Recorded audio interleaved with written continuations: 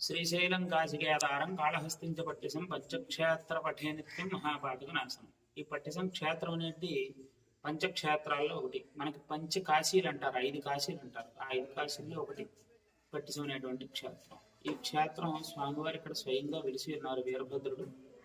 దక్ష ప్రజాపతి యజ్ఞం చేసినప్పుడు ఈశ్వరుడు వీరభద్రావతారం ఎత్తి దక్ష ప్రజాపతిని పట్టిసం అనేటువంటి ఆయుధంతో సంహారం చేసి ఈ పర్వతం మీదకి వచ్చి దేవకోట పర్వతం, స్వామి వెలిసినటువంటి ప్రదేశం దేవకోట పర్వతం, వచ్చి ఈ పర్వతం మీద ఉగ్ర రూపం దాల్చి ప్రళయతాండవం చేస్తాడు.